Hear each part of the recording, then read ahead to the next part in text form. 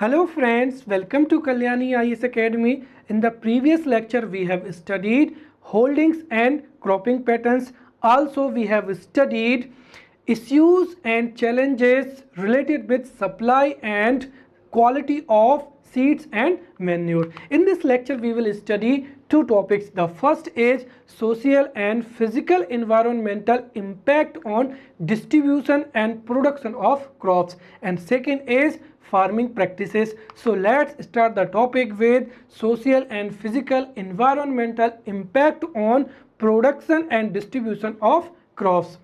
At first we will understand what is production. See, production simply means per hectare output in a particular area is known as productivity or production. For an example, that if there is a low per hectare output in a particular area, so we will say there is a low productivity or low production of crops in that area. Or second we can say that if there is a high output in a particular area or particular district, so we will say that there is a high productivity or high production in that particular area. Next is distribution. Distribution simply means that which crop is produced in which particular area. For an example, if wheat is produced in Hosangabad and Bhopal district, then we will say the wheat is distributed in MP in Bhopal and Sihor district, right? Now we will see physical environmental factors. सी जो जितनी भी crops हैं, crops को grow होने के लिए और उनकी प्रोडक्टिविटी अधिक होने के लिए कई जो इन्वायरमेंटल फैक्टर हैं वो रिस्पॉन्सिबल होते हैं. जैसे क्लाइमेट हो जाएगा, रेनफॉल हो जाएगा, राइट, फिर quality and structure of soil हो जाएगा, राइट, एंड क्या हो जाएगा, टेम्परेचर हो जाएगा. जिस सॉइल में जितने प्रकार के न्यूट्रिएंट्स होंगे, राइट, जिस सॉइल में सभी मैक्रो न्यूट्रिएंट्स या माइक्रो न्यूट्रिएंट्स अवेलेबल होंगे, डेफिनेटली वहाँ पर प्रोडक्टिविटी क्या होगी, हाई होगी. और जिस सॉइल में माइक्रो न्यूट्रिएंट्स मैक्रो न्यूट्रिएंट्स की कमी है, there would be low productivity in that soil. वैसे ही जो जलवायु क्लाइमेट है, the crops grow and produce in a particular climatic region. जैसे एप्पल जो है वो जम्मू कश्मीर में ही प्रोड्यूस किया जाता है, क्योंकि there is a suitable climate in Jammu Kashmir to produce apple को हम मध्य प्रदेश में नहीं उगा सकते हैं, क्योंकि देयर इज अ जो है एप्पल के लिए सूटेबल कंडीशंस या क्लाइमेट जो है वो मध्य प्रदेश में नहीं है. Therefore we can say that the physical environmental factors like temperature, rainfall, climate, right, and quality and structure of soil directly impact on production and distribution of the crops. और simply अगर हम देखें तो जो सोशियो एनवायरमेंटल फैक्टर्स होते हैं, right, जिसमें जो सोशल इन्वायरमेंटल फैक्टर्स होते हैं, जैसे डेंसिटी ऑफ पॉपुलेशन हो जाएगा, कल्चर हो जाएगा, राइट, वहाँ के रिचुअल्स हो जाएंगे, प्रैक्टिसेस हो जाएंगे, ये भी कहीं ना कहीं जो क्रॉप्स की प्रोडक्टिविटी होती है, प्रोडक्शन और जो डिस्ट्रीब्यूशन होता है उस पर इम्पैक्ट डालते हैं. जैसे अगर हम देखें तो जो जितने भी सोशियो एनवायरमेंटल फैक्टर्स होते हैं, ये एक तरीके से सिलेक्शन ऑफ सीड कि कौन से सीड्स का इस्तेमाल किया जाएगा, राइट, सिलेक्शन ऑफ पेस्टिसाइड हो जाएगा, सिलेक्शन ऑफ फार्मिंग प्रैक्टिसेस हो जाएगा, राइट, इन सब के सिलेक्शन में जो है महत्वपूर्ण भूमिका निभाते हैं. तो इस तरीके से सोशल और फिजिकल एनवायरमेंटल फैक्टर्स बोथ ये जो प्रोडक्शन और डिस्ट्रीब्यूशन पर इस पर डायरेक्टली इम्पैक्ट करते हैं. And we will understand through these points. At first we will see the environmental impact, right. For the अगर हम एग्जाम्स के तौर पर देखें तो ये जो है पूरे 11 नंबर में हो सकता है कि फिजिकल एनवायरमेंटल इम्पैक्ट और सोशल इम्पैक्ट दोनों को 11 मार्कर में 11 मार्कर में पूछा जा सकता है, या फिर हो सकता है कि केवल और केवल जो है physical environmental impact on production को केवल 11 नंबर में पूछ लिया जाए। तो हम इस टॉपिक को ऐसे तैयार करेंगे ताकि हो सकता है कि इसकी जो जितनी भी सब हेडिंग्स हैं ये 5 नंबर में पूछी जा सकती है। जैसे ये भी पूछा जा सकता है कि what is the impact of topography on the production and distribution of the crops, या फिर हो सकता है कि 5 नंबर में जो 11 नंबर में है वो पूछ लिया जाए कि what is the physical impact of rain, climate, topography on the production और डिस्ट्रीब्यूशन ऑफ द क्रॉप्स। तो इस तरीके से हम इस टॉपिक को बहुत अच्छे से पढ़ते जाएंगे, समझते जाएंगे, और जो जितने भी टॉपिक्स हैं या सब टॉपिक्स हैं वो एग्जाम्स में पूछे जा सकते हैं। So we will start with, यहाँ पर जो है, हाँ, पहला हो जाएगा physical environmental impact on production and distribution of crops. अब हम यहाँ पर जो जितने भी इन्वायरमेंटल फैक्टर्स हैं लाइक क्लाइमेट है, रेन है, टेम्परेचर है, इनका इम्पैक्ट जो है हम 1 बाय 1 पढ़ेंगे। तो सबसे पहला तो हो जाएगा यहाँ पर क्लाइमेट हो जाएगा। See, climate is directly responsible for the production and distribution of crops in a particular area. For an example, there is a suitable climate to produce apple in a Jammu Kashmir.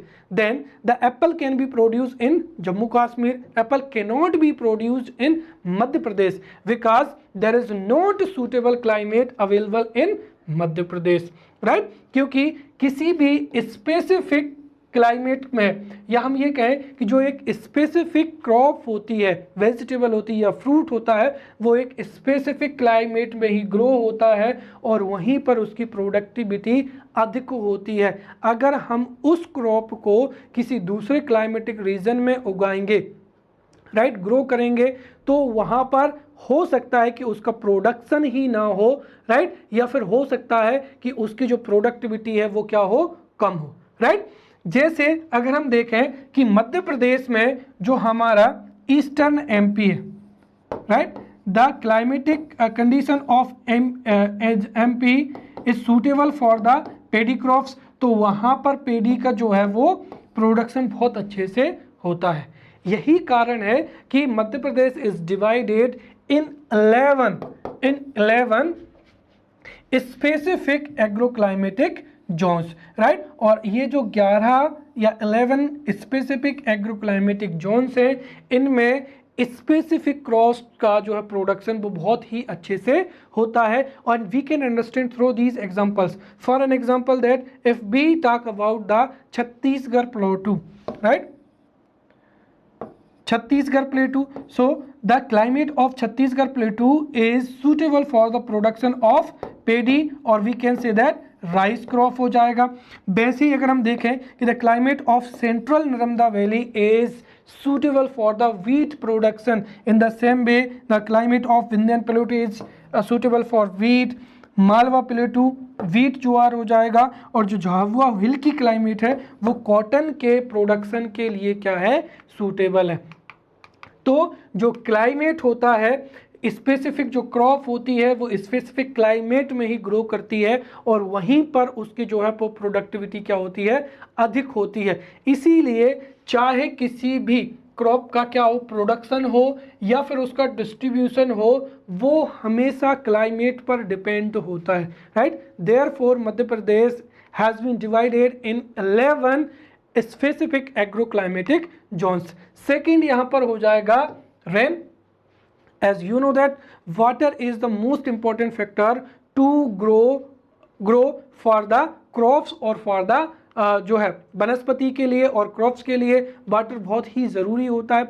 If there are the irrigation, right, irrigation facilities किसी district में, किसी particular area में अच्छे से available हैं, then वहाँ पर किसी भी फसल की प्रोडक्टिविटी में ग्रोथ की जा सकती है, इंक्रीज किया जा सकता है। वहीं अगर जो है कि if the irrigation methods or irrigation is unavailable in a particular area, then definitely agriculture would be dependent on rainfall, right. Therefore the distribution of rainfall is also responsible for the production and distribution of crops in a particular area. For an example, we can understand through this example, right. This is our Madhya Pradesh and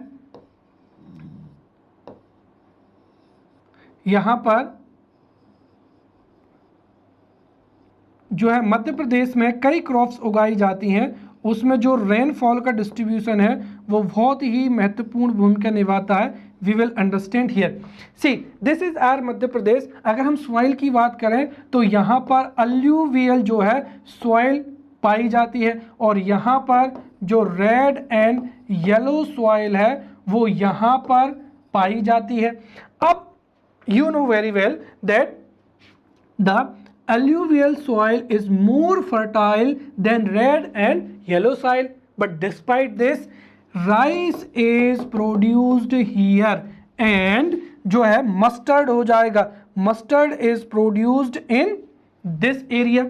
उसका कारण क्या है कि ये जो पूरा का पूरा जो क्षेत्र है यहाँ पर जो रेनफॉल है वो मोर देन 120 सेंटीमीटर टू कितना हो जाएगा 200 centimetre, which is the suitable for the production of rice. और इस क्षेत्र में अल्यूवियल सॉइल है, लेकिन रेनफॉल यहाँ पर क्या है बहुत ही कम है। देयर इज मिनिमल और we can say that 25 centimetre to 75 centimetre. तो इस तरीके से चाहे हम ये कहें कि यहाँ पर अल्यूवियल सॉइल है जो कि मोर फर्टाइल है, but because of the distribution of the rainfall जो है rice is produced in eastern Madhya Pradesh and mustard है या फिर मस्टर्ड है, सोयाबीन है, राइट, ज्वार है, बाजरा है, these crops are produced in northern Madhya Pradesh और इन चंबल एरियाज, राइट। वैसे ही अगर हम देखें कि जो बाकी का जो हमारा मध्य प्रदेश है यहाँ पर जो है एवरेज रेनफॉल है, देयरफॉर अगर हम जो बाकी का मध्य प्रदेश की बात करते हैं तो वहाँ पर लगभग सभी प्रकार की जो है वो क्रॉप्स उगाई जाती हैं, right.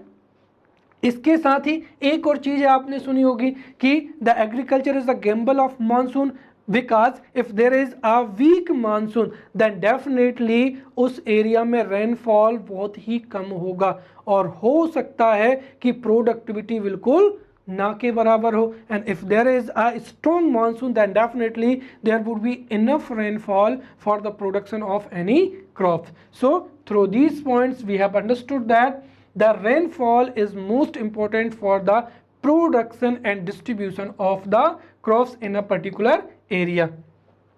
Now third thing is here topography. See topography जो है वह भी किसी भी क्रॉप के प्रोडक्शन और डिस्ट्रीब्यूशन में इम्पोर्टेंट रोल प्ले करती है।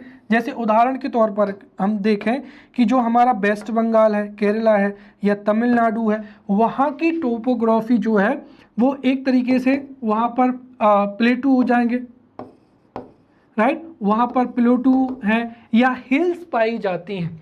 अब चूंकि प्लेटू हैं या हिल्स हैं, ढलांस होते हैं, तो यहाँ पर जो है जैसे ही यहाँ पर रेनफॉल होता है जो पूरा का पूरा पानी स्पीड से बहकर नीचे निकल जाता है। Therefore this condition is suitable for tea and coffee, right? This is the reason कि जो असम है, वेस्ट बंगाल है, केरला है, यहाँ पर कॉफ़ी और टी के जो है वो प्लांटेशन किया जाता है, राइट, क्योंकि यहाँ की जो है टोपोग्राफी इसी तरीके की होती है। वैसे अगर हम देखें तो जो उत्तराखंड हो जाएगा, अब उत्तराखंड में कई हिल्स होती हैं, राइट, और बड़े बड़े माउंटेन होते हैं, तो उन पर जो है वो खेती करना बहुत ही डिफ़िकल्ट होता है। देयरफॉर यहाँ पर जो है पास्चोरल्स जो है वो प्लेन्स पाए जाते हैं जहाँ पर भेड़ बकरियाँ जो हैं वो चराई जाती हैं। वहीं अगर हम ये कहें कि if there is a plain area then definitely ये जो प्लेन एरिया है, प्लेन एरिया में इरिगेशन जो मेथड्स हैं वो आसानी से इम्प्लाई की जा सकती हैं।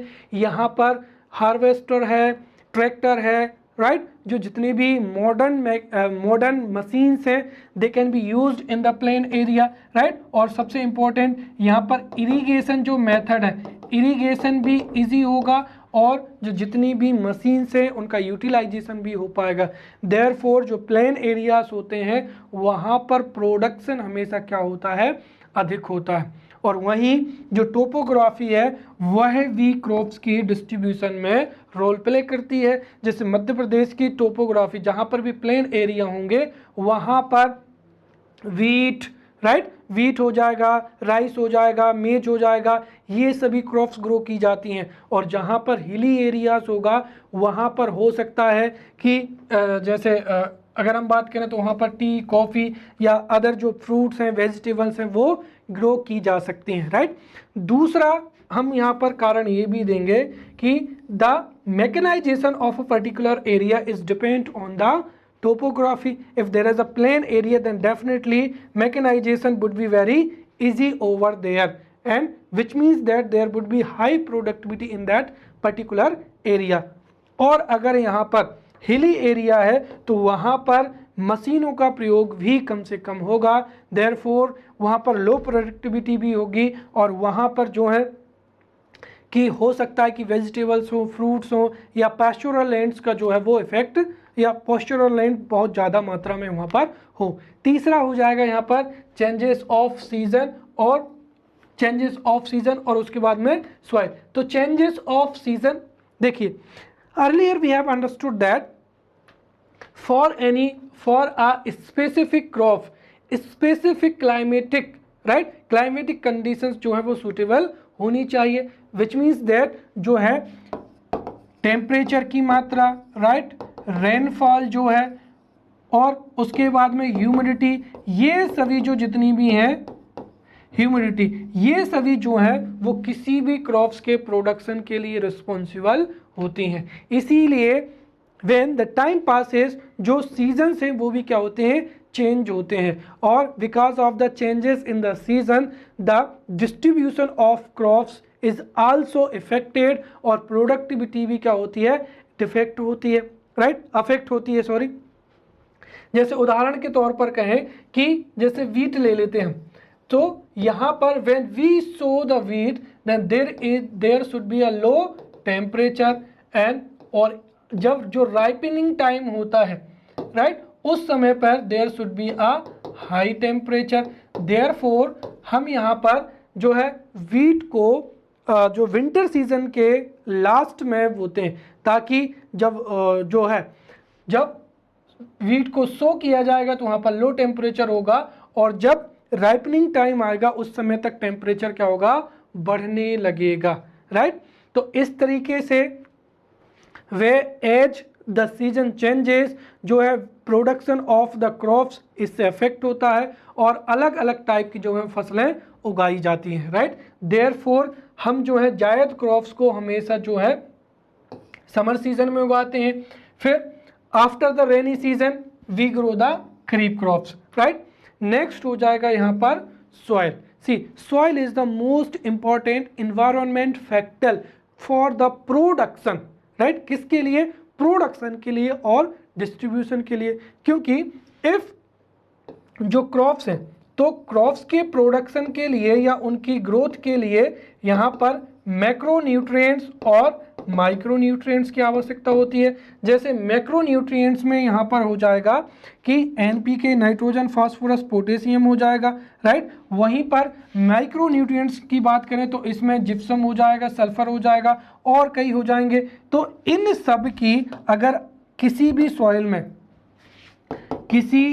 में अगर एनपीके का रेशियो संतुलित है, राइट, या माइक्रोन्यूट्रिएंट्स भी पर्याप्त मात्रा में अवेलेबल है, देन डेफिनेटली जो सॉइल की फर्टिलिटी है वो बहुत ही क्या होगी, अधिक होगी, राइट। और अगर किसी क्षेत्र विशेष में ये कम है तो वहाँ पर प्रोडक्टिविटी भी क्या होती है, कम होती है, राइट। और यही कारण होता है कि जो सॉइल है वो किसी क्षेत्र विशेष में उगाई जाने वाली फसलों के लिए रिस्पॉन्सिबल होती है, राइट।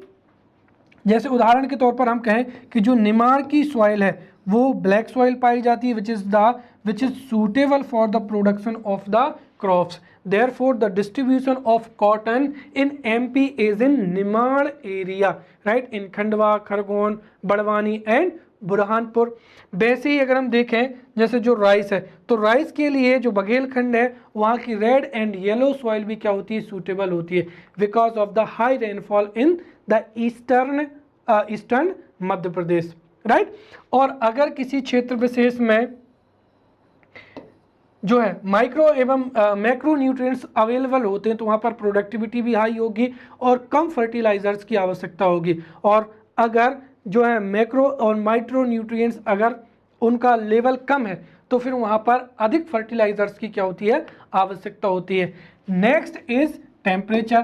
तो सीधी सी बात है, at a different developmental stages of the crops और एनी जो है जो हो जाएगी फसल हो जाएगी या वेजिटेबल हो जाएगी, फ्रूट प्लांट्स हो जाएंगे, उनके लिए एक स्पेसिफिक टेम्परेचर की रिक्वायरमेंट होती है। इसीलिए जो टेम्परेचर है वह भी क्या होता है, डिपेंड करता है। इसीलिए जहाँ पर भी हाई टेम्परेचर होगा, राइट, वहाँ पर जो साइट्रस फ्रूट्स हैं, राइट, लाइक ऑरेंज हो जाएगा, राइट, लेमन हो जाएगा, ये जो जहाँ पर हाई टेम्परेचर्स होता है वहाँ पर ये साइट्रस फ्रूट्स आसानी से प्रोड्यूस किए जाते हैं और उनकी प्रोडक्टिविटी भी अधिक होती है, राइट। और जहाँ पर नॉर्मल टेम्परेचर होता है वहाँ पर जो है विभिन्न प्रकार की क्रॉप्स जो है प्रोड्यूस की जाती हैं। कुल मिलाकर देखा जाए तो temperature also play an important role for the production and distribution of a particular crop. जैसे अगर हम देखें तो जम्मू कश्मीर में लो टेम्परेचर या वहाँ की क्लाइमेटिक कंडीशन की वजह से वहाँ पर एप्पल प्रोड्यूस किया जाता है, और मध्य प्रदेश की जो क्लाइमेटिक कंडीशन है उनकी वजह से मध्य प्रदेश में कॉटन है, वीट है, राइट, ग्रेम हो जाएगा, मस्टर्ड हो जाएगा, ये सभी प्रोड्यूस की जाती हैं, right. Now we will see the social environmental impact on the production and distribution of crops. So at first we will see what are the social factors, right, what are the social factors. Social factors में कई होते हैं, जैसे सबसे पहला तो हो जाएगा यहाँ पर सोशल क्या हो जाएंगे, कस्टम्स हो जाएंगे, राइट। हमारी सोसाइटी में कई ग्रुप जो होते हैं, हमारी सोसाइटी में कई कास्ट ऐसी होती हैं या ग्रुप ऑफ पीपल ऐसे होते हैं जो कि सर्विस करना चाहते हैं, राइट, जैसे वो कंप्यूटर जॉब करना चाहते हैं, या कुछ जो ग्रुप ऑफ पीपल होते हैं वो बिजनेस करना चाहते हैं, तो कोई दुकान चलाना चाहते हैं, राइट। तो यहाँ पर जैसे हमारे सोशल कस्टम्स होंगे, राइट, वैसे वैसे जो है वो वैसे वैसे उनकी इकोनॉमिक इंटरेस्ट होगा, राइट। वैसे ही जो कल्चर होगा तो कल्चर के आधार पर भी जो है फसलों का, राइट, क्रॉप्स का प्रोडक्शन क्या होता है, अफेक्ट होता है, राइट। फिर तीसरा हो जाएगा डेंसिटी ऑफ पॉपुलेशन और इन अ पर्टिकुलर एरिया। तो ये जो जितने भी हैं सोशल कस्टम है, कल्चर है, डेंसिटी ऑफ पॉपुलेशन हो जाएगा, ईटिंग हैबिट्स हो जाएंगी, राइट, ईटिंग हैबिट्स हो जाएंगी, ये सभी इनडायरेक्टली जो है वो प्रोडक्शन और डिस्ट्रीब्यूशन पर इम्पैक्ट करते हैं, right. I would like to tell you that यहाँ पर जो हमने फिजिकल इन्वायरमेंटल जो हमने जितने भी पढ़े थे, physical environmental like rainfall, temperature, right, rainfall, temperature, then quality of soil, these factors directly affect or directly impact the production and distribution of crops. और अगर हम कंपेयर करें यहाँ पर सोशल फैक्टर से, तो जो सोशल फैक्टर्स होते हैं, social factors impact indirectly on the production and distribution of the crops, right. और हम इनको इन बिंदुओं से समझ सकते हैं। सबसे पहला क्या हो जाएगा यहाँ पर, लिटरेसी हो जाएगा, राइट। अब देखिए, if there is a high literacy in a particular area, then definitely farmer would have knowledge and information, right, knowledge of modern agricultural method, knowledge of high yield variety seeds, right, fertilizers, chemicals, machines, right, and information about government programs, government initiatives, right, और methods के। तो कुल मिलाकर if there is a high literacy in a particular area then definitely knowledge और information भी आसानी से available होगी, देयरफॉर उस एरिया में साइंटिफिक मेथड से एग्रीकल्चर परफॉर्म होगी, therefore there would be a high productivity in that particular area, वहाँ पर जो मॉडर्न जो न्यूट्रिशियस सॉइल्स हैं, न्यूट्रिशियस क्रॉप्स हैं या फिर जो कमर्शियल क्रॉप्स हैं वो उगाई जाएंगी उस एरिया में। And if there is a low literacy in a particular area then definitely वहाँ पर कन्वेंशनल तरीके से, कन्वेंशनल मेथड से जो सब्सिस्टेंस एग्रीकल्चर है वो वहाँ पर की जाएगी। इसके साथ ही जो है वहाँ के जो फार्मर हैं वो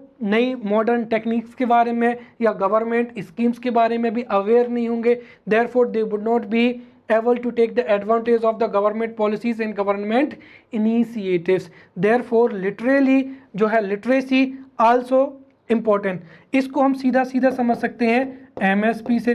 अगर हम देखें if farmer know about the MSP then definitely they would prefer to grow wheat and rice because they have knowledge and information that whatever they will grow, right, they will produce, definitely government will procure on MSP and they would have a certain amount of income, right? Therefore literacy also plays an important role in the production and distribution of crops.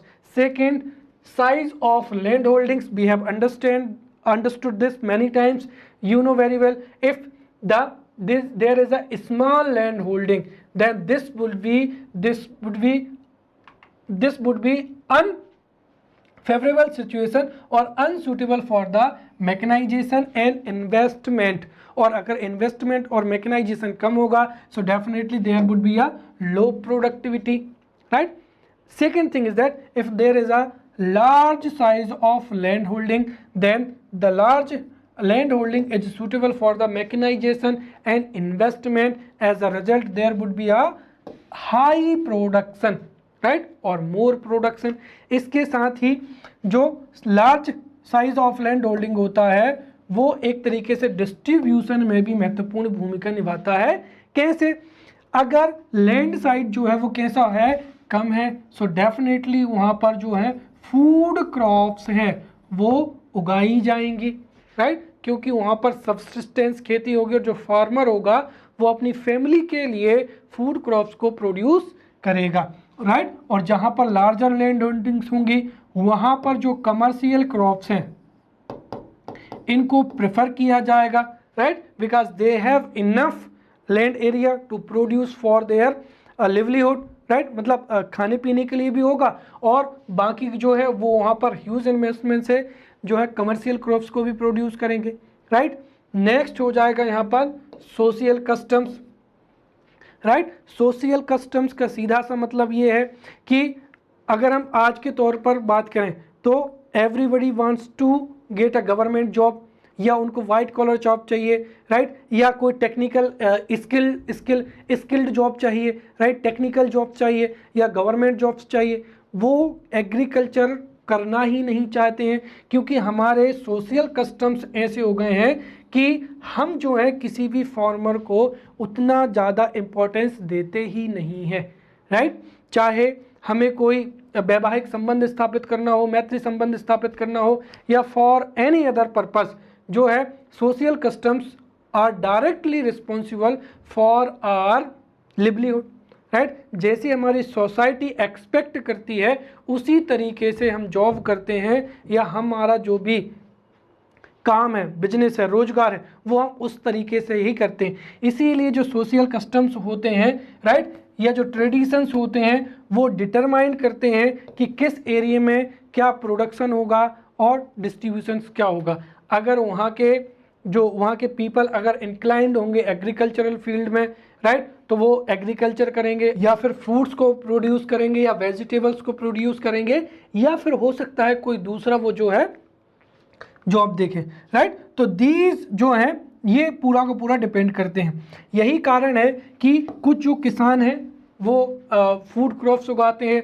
तो कोई commercial crops उगाएगा, तो कोई जो कृषक है वो agricultural या एक तरीके से एग्रीकल्चर के साथ साथ डेयरी जो है, डेयरी एक्टिविटी या जो एनिमल हस्बेंड्री एक्टिविटीज़ है उन पर अधिक फोकस करेगा, राइट। फोर्थ यहाँ पर हो जाएगा people's thinking toward the economic activity. और ये मैंने बताया है कि जिस एरिया में जिस तरीके की सोशल कस्टम्स होंगी, राइट, और लोगों की जो थिंकिंग होगी उसी तरीके से उस क्षेत्र में सभी इकोनॉमिक एक्टिविटीज़ परफॉर्म की जाएंगी, राइट।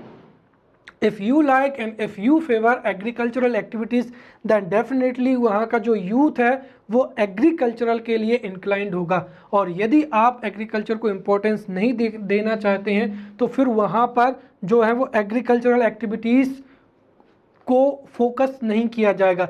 इसके साथ ही लोगों की वर्तमान समय में इकोनॉमिक एक्टिविटीज़ के लिए एक ही सोच होती है कि दी नीड टू, भाई सीधी सी बात है, everybody wants to do job, but क्या होना चाहिए, एक तो वह आसानी से बढ़िया बैठे, कुर्सी पे बैठे, एसी में बैठकर वो काम करे, राइट। दूसरा उसकी फिजिकल एक्टिविटी कम हो, भागा दौड़ी ना हो, राइट। तीसरा उसको ह्यूमन लेबर कम करना पड़े, राइट। और चौथी चीज़ उसको बहुत ज़्यादा क्या हो, प्रॉफिट हो। और ये चारों चीज़ें क्या है, एग्रीकल्चर में नहीं है, राइट।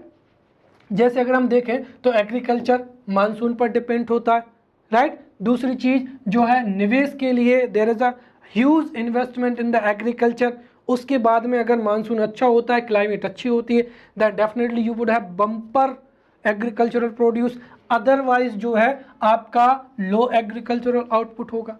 और मान भी लिया कि बम्पर आउटपुट हुआ, so it is not a guarantee of the marketing और getting the remunerative price, right. जैसे मध्य प्रदेश के किसी क्षेत्रों में जो है ऑनियन, बड़े पैमाने पर ऑनियन है, टमाटो है, जब उनकी बम्पर पैदावारी होती है तो रेम्यूनरेटिव प्राइस उनको मिलता ही नहीं है। जो फार्मर्स होते हैं वो सड़कों पर टमाटर और प्याज फेंक के चले जाते हैं, राइट।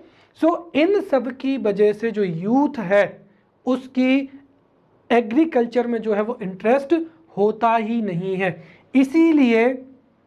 इसीलिए उस क्षेत्र में जो नॉन एग्रीकल्चरल एक्टिविटीज़ होती हैं उनको प्रेफर किया जाता है। और इस तरीके से हम देखें तो पीपल की थिंकिंग भी किस क्षेत्र में जो एग्रीकल्चरल प्रोडक्टिविटी है या क्रॉप्स का डिस्ट्रीब्यूशन है उसको इनडायरेक्टली अफेक्ट करता है। Next is joint family. Joint family भी जो है वो जॉइंट फैमिली भी एग्रीकल्चर के प्रोडक्शन के लिए, राइट, और डिस्ट्रीब्यूशन के लिए रिस्पॉन्सिबल होता है। पहली चीज़ तो ये है कि because of the joint family is also responsible for the disguised unemployment, because only यहाँ पर अगर हम देखें कि जो एग्रीकल्चरल जो एक्टिविटीज़ हैं वो हमेशा पीक पे नहीं होती और हमेशा लो पे नहीं होती। कहने का मतलब ये है कि जब जो सोविंग टाइम होता है या फिर जो एक तरीके से हार्वेस्टिंग टाइम होता है उस समय पे वर्कलोड ज़्यादा होता है, राइट। तो जॉइंट फैमिली में क्या होता है कि जब हार्वेस्टिंग का सीज़न आता है तो वहाँ पर जो एक्स्ट्रा 3-4 मेंबर होते हैं वो हेल्प कर देते हैं और बाकी के 2-3 महीने वो आसानी से घर पे विदाउट एनी वर्क फार्मिंग करते हैं, एग्रीकल्चर करते हैं। तो उससे सीधी सी बात है डिसगाइज एम्प्लॉयमेंट बढ़ेगा, किसानों की जो है इनकम भी क्या होगी, कम होगी, right. When there is a low income in the agriculture then definitely कोई भी व्यक्ति जो है एग्रीकल्चर को प्रेफर नहीं करेगा। इसके साथ ही जॉइंट फैमिली की वजह से डिसगाइज्ड अनएम्प्लॉयमेंट होता है। उसके साथ ही एग्रीकल्चर में इन्वेस्टमेंट की जब बात आती है, सीड है, फर्टिलाइजर्स है, मैकेनाइजेशन है, तो वहाँ पर भी कई बार जो है कलेक्टिव तरीके से डिसीजन लिए जाते हैं। वह भी कौन सी फसल उगानी है उसको क्या करते हैं, अफेक्ट करते हैं, राइट। नेक्स्ट हो जाएगा डाइट कल्चर, या जिसको हम क्या कह सकते हैं, ईटिंग हैबिट हो जाएगा, right.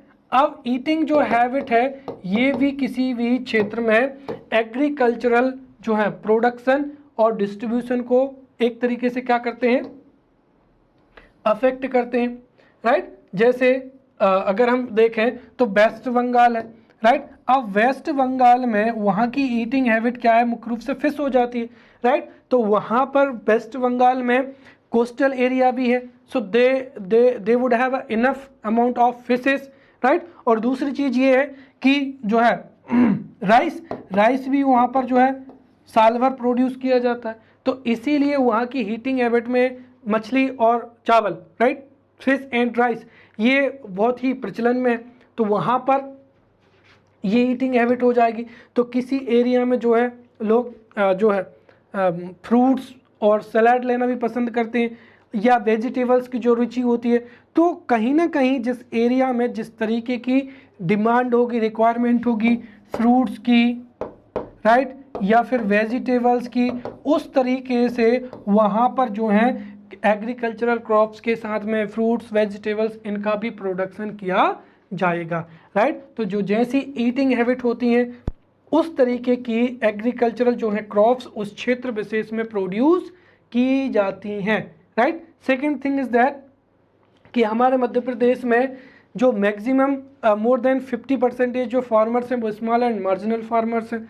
Therefore they perform subsistence agriculture for their, जो है उनकी फैमिली के लिए वो फूड क्रॉप्स को उगाना क्या करते हैं, पसंद करते हैं, right. Now we will study our second topic which is farming practices, right. Remember we are not going to study different types of agriculture, we will study farming practices, therefore we need to understand what is the farming practice। Farming practice का मतलब ये है कि किस तरीके से आपका जो एग्रीकल्चरल लैंड है आप उसे इस्तेमाल करते हैं। जो कई एग्रीकल्चरल एक्टिविटीज़ हैं उनमें से किस एग्रीकल्चरल एक्टिविटी को आप प्रेफर करते हैं या सेलेक्ट करते हैं, राइट। या फिर आपका जो प्रोडक्शन है, प्रोडक्शन का साइज क्या है, कौन सी जो है मेथड्स हैं उनको आप अप्लाई करते हैं, तो इन्हें ही फार्मिंग प्रैक्टिसेस कहा जाता है, राइट। और simply we can say that farming practices refers to use of land, size of production of crops and size of livestock, also it is related to other agricultural activities. और हम यहाँ पर one by one करके जितने भी farming practices which are prevalent in India we will study.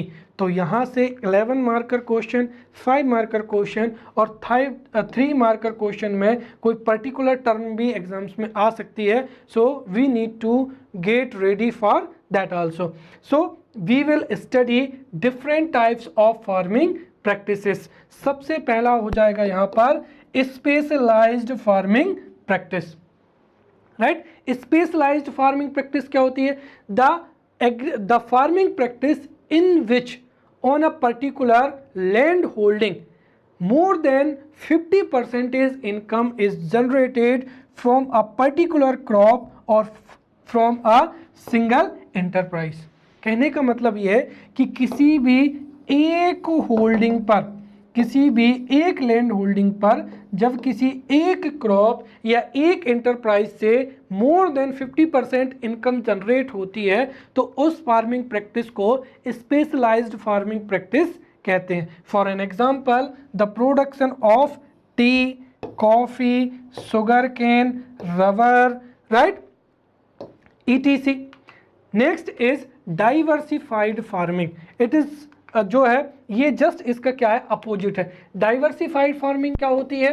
When on a particular land holding the income more than 50% income is not generated from a single crop or from a single enterprises। Here on a particular land area or on a particular land holding the income is generated through various mediums, like यहाँ पर जो है production of crops भी हो जाएगा, animal husbandry हो जाएगा, right. हो सकता है कि जो फार्मर है वो अपने घर पर दुकान भी चलाता हो, तो उसे हम क्या कहेंगे यहाँ पर? डाइवर्सिफाइड फार्मिंग कहते हैं, right. So diversified farming practice is the practice in which more than 50% income is generated through many mediums. For an example production of crops, animal husbandry हो जाएगा, राइट, फिशिंग हो जाएगा, हॉर्टिकल्चर हो जाएगा, etcetera etcetera, right.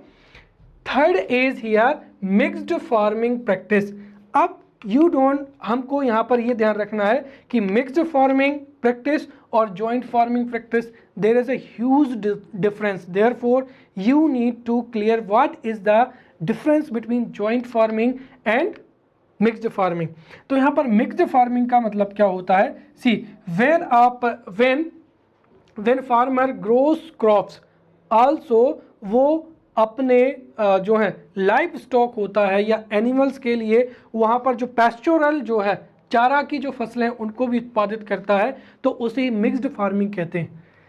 In simple words, we can say that when along with the production of crops, if there is a animal husbandry practice, right, or dairy industry, तो जब agriculture के साथ में animal husbandry और dairy industry भी joint होती है या परफॉर्म होती है, तो उस जो फार्मिंग प्रैक्टिस होती है that is known as mixed farming practice, और we can say that mixed farming agriculture, right. यहाँ पर ये शर्त आप ध्यान रखें कि जो मिक्स्ड फार्मिंग है उसमें प्रोडक्शन ऑफ क्रॉप्स के साथ में जो डेयरी है उससे एटलीस्ट 10% जो है टोटल इनकम भी होना चाहिए, only then we will say this is the mixed farming, right. Now third is dry farming, right. Dry farming practice is a practice in which with the minimum use of the water the crop is produced, और इसको इसीलिए किया जाता है ताकि हम क्या कर सकें, यहाँ पर वाटर को कंजर्व कर सकें, राइट। या तो हम ये कह सकते हैं या दूसरा भी है कि the farming practices in which there is a annual rainfall which is less than 20 inches, right. तो यहाँ पर जहाँ पर भी 20 इंचेस से जो है कम रेनफॉल होती है वहाँ पर ड्राई फार्मिंग परफॉर्म होती है, और simply we can say that it is a type of farming practice जहाँ पर यूजफुल क्रॉप्स को with the use of minimum water और minimum irrigation facilities are produced, right. अब जो ड्राई फार्मिंग होती है उसका इंपॉर्टेंस क्या है कि हम यहाँ पर जो वाटर, हमारे जो वाटर रिसोर्सेज हैं, राइट, उनको हम क्या करते हैं, कंजर्व भी कर सकते हैं। Next is ranching farming practices, right. Ranching farming practices क्या होता है कि when on a agricultural land the crops are not produce instead of, वहाँ पर जो भी प्लांटेशन होता है, जो भी वहाँ पर ग्रेजिंग लैंड होता है, पास्चुरल लैंड होता है, वहाँ पर जैसे सीप हो जाएगा, राइट, सीप हो जाएगा, गोट्स हो जाएगा, they are grazed on, right. तो जो नेचुरल वेजिटेशन होता है उस पर सीट हो जाएगा, sheep, goats, they are grazed on, and this type of farming practice is known as ranching farming. और ऑस्ट्रेलिया में जो लोग सीट या गोट को चराते हैं, ग्रेज कराते हैं, उनको क्या कहा जाता है, रेंचर्स कहा जाता है, right. Next is peasant farming, it is very simple farming practice. See, अगर हम देखें तो before independence the land rights were not with the Indians, right, the Britishers had land rights, right, और वो किसानों को जो था किसानों को खेती करने के लिए एग्रीकल्चरल लैंड तो देते थे, इसके साथ ही वो टैक्स भी वसूलते थे। ये जस्ट उसका क्या है, अपोजिट है, right. Peasant farming practice is a practice in which the farmer has land rights. तो यहाँ पर जो लैंड राइट्स होते हैं वो फार्मर के पास ही होते हैं। Farmer can take decision what to produce, how much to produce and when to produce. He only gives taxes, जो है वो गवर्नमेंट को, या अगर किसी देश में राजा है तो वो वहाँ पर राजा को या गवर्नमेंट को जो है डिटरमाइंड जो है टैक्स या जो भी निर्धारित टैक्स है वो अदा करता है। बाकी के जो लैंड राइट्स होते हैं वो फार्मर के साथ में होते हैं, और इसके साथ ही the farmer is the owner of land and he has permanent, right, ancestral and transferable land rights. और इस फार्मिंग प्रैक्टिस को पीजेंट फार्मिंग के नाम से जाना जाता है। Next is joint farming, right. Mixed farming is agricultural with animal husbandry. Joint farming का मतलब क्या होता है कि when two farmer and two organization jointly perform agricultural activities, जैसे कि वो एक कॉन्ट्रैक्ट के तौर पर, राइट, अपने पास में जो भी लैंड एरिया है, जो भी मशीन्स हैं या जो भी कैपिटल है, राइट, उसको एक कॉन्ट्रैक्ट के माध्यम से जो है कॉन्ट्रैक्ट के माध्यम से पहले पूल करेंगे, फिर क्या करेंगे, वो एग्रीकल्चरल एक्टिविटीज़ को परफॉर्म करेंगे और जो भी आउटपुट होगा वो प्री डिसाइडेड जो भी रेशियो है उस रेशियो पर क्या कर लेंगे, उस आउटपुट को बांट लेंगे। So this is known as the joint farming, right. यहां पर ध्यान रखना कि जॉइंट फार्मिंग जो है वो कोऑपरेटिव फार्मिंग से क्या होती है, अलग होती है। यहां पर जो जॉइंट फार्मिंग होती है, राइट, इसमें जो भी फार्मर होता है या जो भी ऑर्गेनाइजेशन होता है वो अपनी स्वेच्छा से अपने जितने भी रिसोर्सेज होते हैं उनको कॉन्ट्रैक्ट के माध्यम से क्या करता है, पूल करता है और फिर उसी आधार पर उसको प्रॉफिट मिलता है, right. Now we will study the collective farming and cooperative farming. There is a slight difference between collective farming and cooperative farming. Collective farming का मतलब क्या होता है कि collective farming is a type of agricultural और farming practice in which more than a one farmer जो है कई लोग कलेक्टिव तौर पर जो है एग्रीकल्चरल एक्टिविटीज या एग्रीकल्चरल को प्रैक्टिस करते हैं। But as far as the land right is consult then the ownership of the land is vested in the entire society, right. जब कोई एग्रीकल्चरल लैंड के जो है लैंड राइट्स सोसाइटी में वास्ट होते हैं तो यहाँ पर जो सोसाइटी में एक इलेक्टेड क्या होता है, मैनेजमेंट होता है, राइट। तो एक इलेक्टेड मैनेजमेंट कमेटी होती है।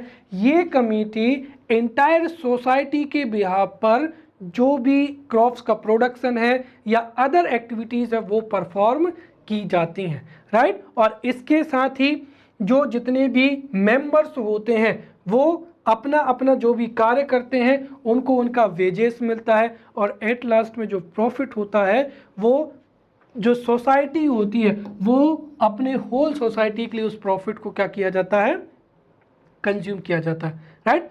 अब यहाँ पर कोऑपरेटिव फार्मिंग क्या होती है, अंडरस्टैंड समझना। यहाँ पे मोर देन वन फार्मर जो है वो एग्रीकल्चरल एक्टिविटीज़ को परफॉर्म करता है और कोऑपरेटिव फार्मिंग में भी, राइट। अंतर केवल इतना है कि यहाँ पर जो ओनरशिप राइट है वो इंटायर सोसाइटी के पास होता है। अब जो कोऑपरेटिव फार्मिंग का जो कंसेप्ट है ये मॉडर्न कंसेप्ट है, राइट। अगर हम ये कहें कि if there are many small and marginal farmers, so definitely they won't have credit, they won't have enough credit to invest to purchase high variety seeds, machines, they won't have enough resources, therefore there would be a low productivity. But अगर यहाँ पर जो जितने भी farmers हैं दे voluntary collect और they voluntary pool their resources, their land, their machines, their capital, और उसके बाद में जब वो एग्रीकल्चर को परफॉर्म करते हैं और एट लास्ट जो भी उससे आउटपुट होगा, जो भी प्रॉफिट होगा, वो उसको अपना जितना भी इन्वेस्टमेंट है उसके आधार पर डिस्ट्रीब्यूट कर लेंगे, then this is known as cooperative farming, right. Next is subsistence farming, right. तो when there is a small land holding then the subsistence agricultural वहाँ पर परफॉर्म होगी। और सबसिस्टेंस एग्रीकल्चर में जो फार्मर होता है वो अपनी फैमिली के लिए जो फूड क्रॉप्स होती हैं उनको प्रोड्यूस करता है और इसमें फैमिली लेबर की अधिकता होती है और इसमें लो यील्ड जो है टेक्नोलॉजी ये होती हैं। तो कुल मिलाकर जो भी किसान के पास में छोटा सा भूखंड होता है, लैंड होल्डिंग्स होता है, उसमें with the help of family labour और जो कन्वेंशनल मेथड होती हैं उनके माध्यम से यहाँ पर जो है food crops are produced in the subsistence agriculture. Now we will see the further distribution of subsistence farming. उसमें एक हो जाएगा यहाँ पर हाँ इंटेंसिव सबसिस्टेंस एग्रीकल्चर। अब जो इंटेंसिव सबसिस्टेंस एग्रीकल्चर होता है उसमें जो स्मॉल एग्रीकल्चरल लैंड होता है उस पर जो है सिंपल मेथड से और अधिक लेबर से जो है फूड क्रॉप्स को उगाया जाता है। जैसे for their family requirement oil seed, pulses, wheat, maize and जो है rice, these crops are produce, right. और ये जो इंटेंसिव सबसिस्टेंस एग्रीकल्चर होती है this is prevalent in which areas where there is a high population density. तो जहाँ भी पॉपुलेशन डेंसिटी अधिक होगी वहाँ पर इंटेंसिव सब्सिस्टेंस एग्रीकल्चर होगा। इसके बाद में भी आ जाएगा यहाँ पर लीस्ट सब्सिस्टेंस एग्रीकल्चर, राइट। ये और यहाँ पर लो लेवल आ जाता है, राइट। यहाँ पर लीस्ट सब्सिस्टेंस एग्रीकल्चर में दो होती हैं, एक तो क्या होती है शिफ्टिंग एग्रीकल्चर होता है, राइट, और दूसरा क्या हो जाएगा नोमैडिक पैस्टोरल्स हो जाएगा। कहने का मतलब यहाँ पर तो लोगों के पास में लैंड राइट्स ही नहीं होते हैं, राइट। जो नोमैडिक जो चरवाहे होते हैं वो सीजन्स के अकॉर्डिंग हिल एरियाज पर जाते हैं, वहाँ पर पशुओं को चराते हैं और उनसे जो इनकम जनरेट होती है वो उसी से अपना जीवन यापन करते हैं। वैसे ही जो शिफ्टिंग एग्रीकल्चर होती है, शिफ्टिंग एग्रीकल्चर में भी जो फॉरेस्ट जो होते हैं फॉरेस्ट ड्वेलर्स होते हैं या फिर जो ट्राइबल्स होते हैं जो कि फॉरेस्ट में रहते हैं, they don't have land right, right, they don't have एक तरीके से हाउसिंग या कोई भी प्रॉपर्टी नहीं होती है। तो जो ट्राइबल्स होते हैं या फॉरेस्ट में रहने वाले होते हैं, they cut down the trees, right, they cut down the tree और वहाँ पर उन ट्रीज़ को काट के उनको बर्न करते हैं और वहाँ पर फिर अपने जीवन यापन के लिए पोटैटो, टोमेटो, फ्रूट्स इनकी जो है वो एग्रीकल्चर की जाती है, राइट। जैसे अगर हम मध्य प्रदेश की बात करें तो मध्य प्रदेश में जो वैगा जनजाति है उसके द्वारा बेवार नामक जो है शिफ्टिंग एग्रीकल्चर परफॉर्म की जाती है, right. Now we will see the commercial agriculture. What is the commercial agriculture?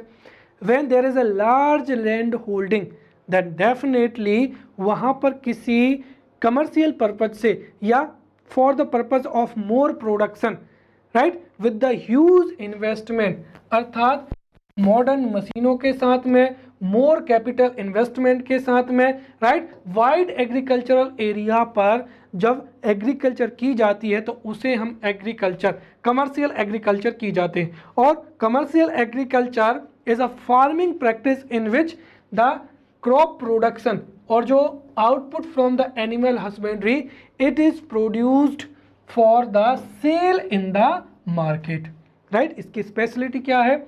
More capital, more modern machines and wide agricultural area।